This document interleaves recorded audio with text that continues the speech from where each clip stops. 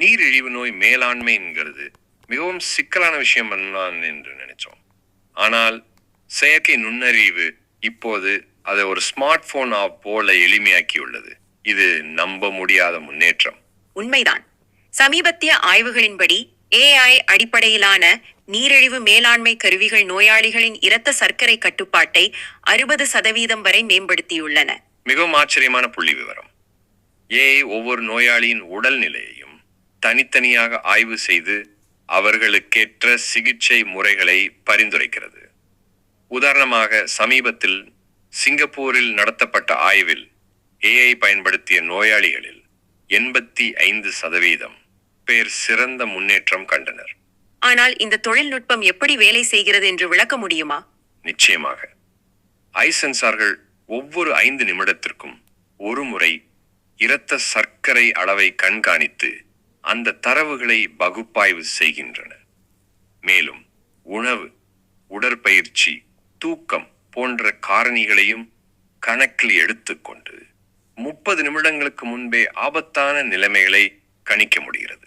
அது மிகவும் அற்புதமான முன்னேற்றம். குறிப்பாக தானியங்கி இன்சுலின் பம்புகள் நோயாளிகளின் வாழ்க்கையை எளிதாக்கியுள்ளன. ஆமாம், ஆனால் இதில் சில சவால்களும் உள்ளன. தரவு பாதுகாப்பு மற்றும் தனியுரிமை மிகப்பெரிய கவலைகள்.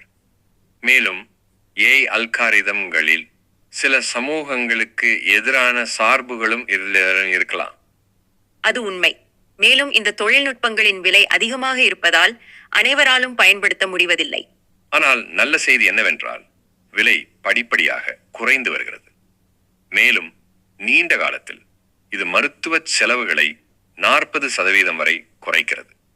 பல காப்பீட்டு நிறுவனங்கள் இப்போது இந்த தொழில்நுட்பங்களுக்கான செலவை ஈடு செய்கின்றன. கிராமப்புற மற்றும் தொலைதூர பகுதிகளில் இந்த தொழில்நுட்பங்களை கொண்டு சேர்ப்பது எப்படி? அரசாங்கம் பல முயற்சிகளை எடுத்து வருகிறது. மொபைல் அடிப்படையிலான AI பயன்பாடுகள் மற்றும் தொலை மருத்துவ சேவைகள் மூலம் தொலைதூர பகுதிகளிலும் சிறந்த சிகிச்சை கிடைக்கிறது. ஆனால் இன்னும் நிறைய செய்ய வேண்டியுள்ளது. இந்த தொழில்நுட்பம் எதிர்காலத்தில் நீரிழிவு சிகிச்சையை முற்றிலும் மாற்றிவிடும் என நினைக்கிறீர்களா? ஒரு புரட்சிகரமான மாற்றத்தை கொண்டு வரும் என்பது உறுதி. ஆனால் நாம் மறக்கக்கூடாது, இது ஒரு கருவி மட்டுமே. சரியான உணவு, உடற்பயிற்சி மேலும் மருத்துவரின் ஆலோசனை இன்னும் மிக முக்கியம். மிக சரியாக சொன்னீர்கள். தொழில்நுட்பம் மற்றும் மனித நேயம் இரண்டையும் சமநிலையில் வைத்திருப்பது மிக முக்கியம். ஆமாம். நம் நேயர்களுக்கு இறுதியாக ஒரு செய்தி. AI நீரிழிவு மேலாண்மையை எளிதாக்கலாம். ஆனால் உங்கள் உடல் நலனில் நீங்கள் தான் முதல் மருத்துவர். தொழில்நுட்பத்தை ஒரு துணை கருவியாக மட்டுமே பயன்படுத்துங்கள்.